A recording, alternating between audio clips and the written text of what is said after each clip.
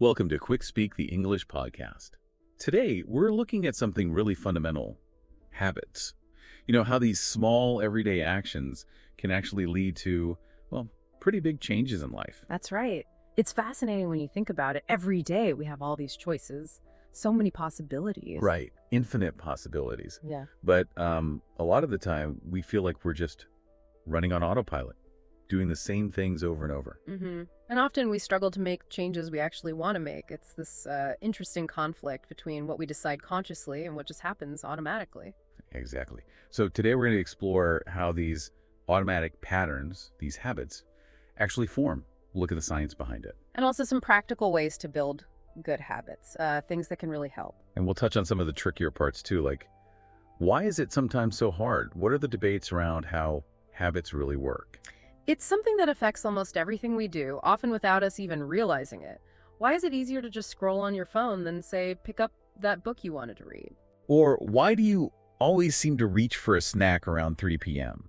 The answers usually lie in understanding these powerful loops running in the background of our minds. Okay, so let's start there. What is this habit loop? I heard Yeah. someone, maybe William James, estimated like almost half of what we do every day is just habit. Yeah, it's a surprisingly high number. And unsettling in a way, but also useful to know. The basic model is often called the habit loop. Okay, It's quite simple, really. It starts with a cue. That's the trigger. a trigger. Like what? It could be anything, really. A time of day, like lunchtime, a place, like walking into your kitchen, an emotion, maybe feeling stressed, or even the action you just finished doing. Okay, so the cue happens, then what? Then the cue prompts a routine. That's the habit itself, the action or behavior you perform. The scrolling, the snacking, the Yeah. whatever it is. Exactly. And after you do the routine, you get a reward. This is something your brain likes, maybe feels good, relieves stress, or solves a small problem. Ah, the reward. So that's what makes you want to do it again next time. Precisely. That reward reinforces the connection between the cue and the routine. It tells your brain, hey, remember this pattern? It worked out okay. So cue.routine.reward. Mm-hmm. Let's take an example. Yeah. Cue, feeling tired in the afternoon. Routine, grabbing a sugary coffee. Reward, the caffeine and sugar boost. Perfect example. And over time, this loop gets stronger and more automatic. It happens in a part of the brain, the basal ganglia, that handles automatic behaviors. So it takes less conscious thought, like driving a familiar route. Exactly. It frees up your thinking brain, the prefrontal cortex, for other things. But the downside is, these habits can run even when we consciously don't want them to. That explains the autopilot feeling. But what about changing them? It feels like it takes so much willpower sometimes. Is that the key? Just more effort? Well, that's a really big question, and there's some debate around it. Willpower is definitely part of the picture, but maybe not the whole story. Okay. Some approaches focus on just trying harder or building up willpower like a muscle, but others argue that relying only on willpower is, well, often not sustainable. Right, because willpower can run out, can it? It can feel that way. So other ideas focus more on external factors, things like changing your environment to make the good habits easier and the bad habits harder. These are sometimes called nudges. Nudges, like how a store puts healthy food at eye level. Exactly like that. It's a small change in your surroundings that influences your choice without forcing you. It changes the cue or makes the routine easier so you don't need as much willpower in that moment. So instead of fighting the urge head on, you're kind of changing the situation, making the battlefield easier. That's a good way to put it. Understanding the loop is step one. Then comes actually doing something different. And a really powerful idea here is to start incredibly small. Ah, like micro habits. I've heard of that. The idea of making a new habit so tiny it's almost impossible not to do it. Exactly, like deciding to do just one push-up, or floss only one tooth, or write just one sentence of that report. One push-up. Does that really do anything for fitness? It sounds a bit pointless. That's a common reaction. And yes, critics might say it's too small to make a real difference, but the argument is that the real challenge often isn't the effort itself. It's just starting or feeling overwhelmed. Right. Perfectionism, procrastination, just getting over that initial hump. These tiny habits lower the resistance so much that you just do it. The main goal isn't the immediate result, it's building the consistency, showing up even in a tiny way. Okay, I see. It's about making it easy to start and building momentum.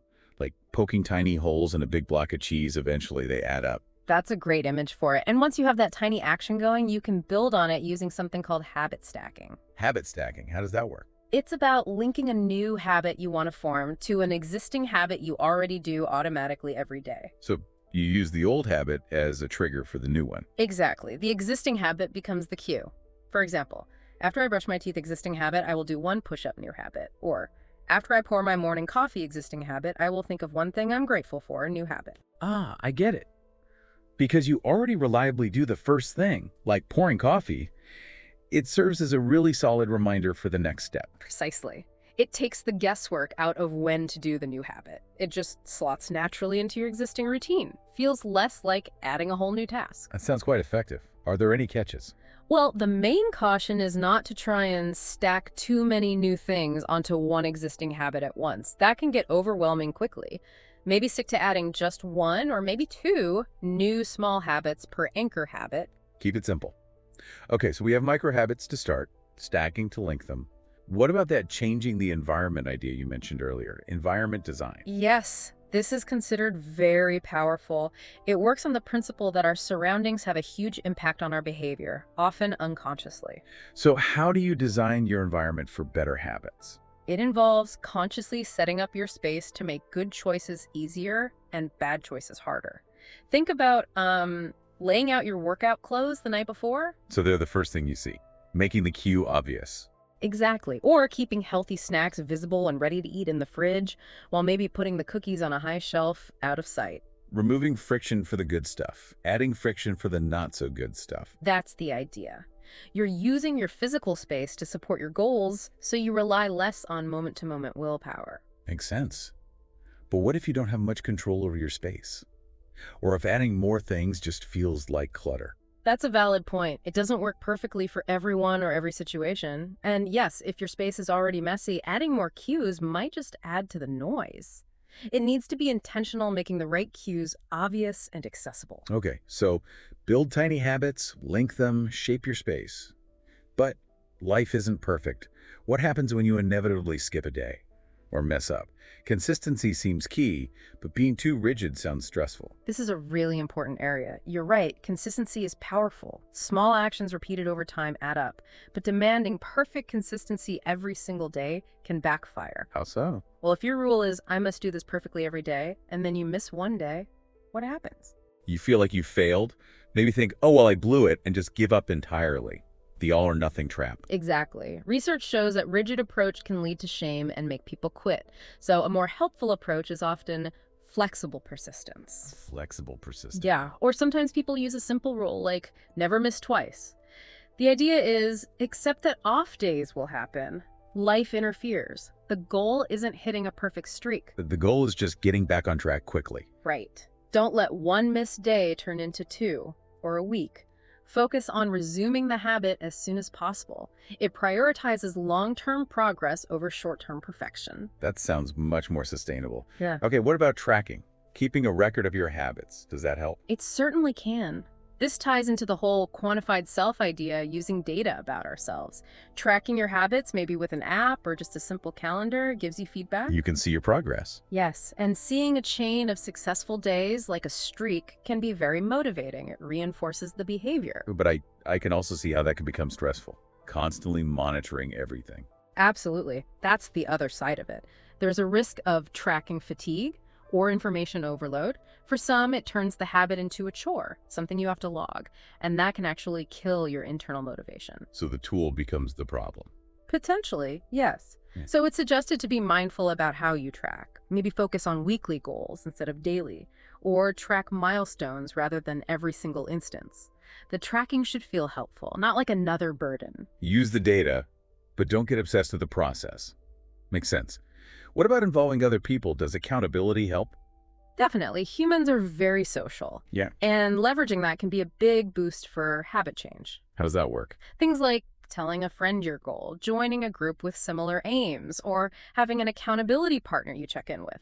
Studies suggest this significantly increases the chances of sticking with the new habit. So just knowing someone else is aware or might ask you about it. Yes, it adds a layer of motivation, maybe some positive social pressure, or it just provides encouragement and support. You're not doing it alone. I can see that. But are there downsides to social accountability too? There can be. Peer pressure isn't always positive, and social comparison, especially online, can be demotivating if you feel like everyone else is doing better than you are. Yeah, seeing someone's perfect workout log when you're struggling, Hmm. not always helpful. Exactly. So the support needs to be genuinely supportive, not competitive or critical. And some online communities, while trying to be helpful, can sometimes promote unhealthy levels of productivity or comparison. It's about finding the right kind of social connection. Right, it needs to feel good, not stressful. Now, you mentioned mindfulness earlier. How does that fit into habits? Is it for building them? It's often discussed more in the context of breaking unwanted habits, actually. Oh, interesting. How? Mindfulness is about paying attention to the present moment without judgment. When you apply that to habits, it's about becoming aware of the loop as it's happening. So noticing the cue, like Yeah. noticing the feeling of stress before you automatically reach for chocolate. Precisely. That awareness creates a tiny pause, a moment between the cue and the automatic routine where you might have a choice. Ah, so it interrupts the autopilot. It's like hitting a pause button. That's a good analogy. By noticing the urge or the trigger without immediately acting on it, you weaken the automatic link. You create a space where you could choose differently. But just pausing isn't enough to build a new habit, right? Generally, no. Mindfulness is great for interrupting the old pattern and creating that choice point. But you still need a strategy for what to do instead. So maybe you pause, notice the urge, and then consciously choose a different pre-planned routine like taking a few deep breaths or going for a short walk. So mindfulness helps you notice. Then you need the other tools, like habit stacking or environment design, to choose a better alternative. Exactly. It integrates awareness with action. Okay, this is covering a lot of ground. One last big area. Technology, Yeah. apps, trackers, gamification. Yes, technology has really changed the game here. Apps and wearables make tracking easy, provide reminders, and use gamification. Gamification, like turning habits into a game. Sort of, using elements like points, badges for achievements, progress bars, streaks, sometimes even leaderboards. These tap into our brain's reward system and can make sticking to habits feel more engaging or fun. I can see how that would work. It makes progress visible and rewarding. It can be very effective.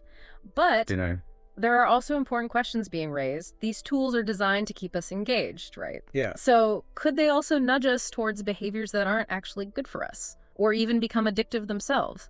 There's concern about dark patterns and design tricks that keep you scrolling or using an app longer than you intended. Wow.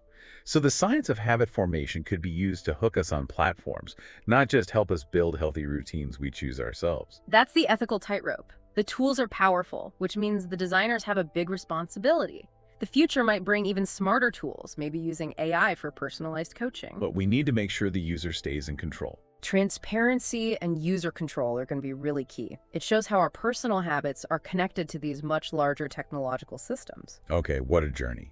We've gone from the basic cue routine reward loop, To starting super small with micro habits, linking them with stacking, shaping our environment, dealing with missed days, using flexibility. using tracking carefully, tapping into social support, finding that pause with mindfulness. And thinking critically about technology's role. It really brings home the main point. Big changes often come from small, consistent steps repeated over time, not necessarily huge, dramatic efforts. Understanding the mechanics, the loop is step one. Then using these practical tools, starting tiny, stacking, shaping your space, getting support. These are powerful ways to make changes. And remembering it's complex. There's no single magic answer.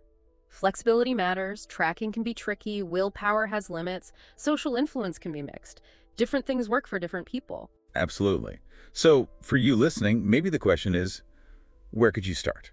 What's one tiny habit, one small environmental tweak, or one moment of pause you could try today? And perhaps a bigger thought to leave you with.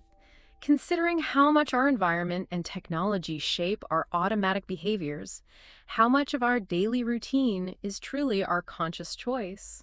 And how much is just a reaction to the world around us? What does that mean for how we design our lives, our homes, our workplaces, and even our technology? Something to think about. That brings us to the end of our discussion today. We hope this look at habits was useful for your English learning and gave you some interesting ideas.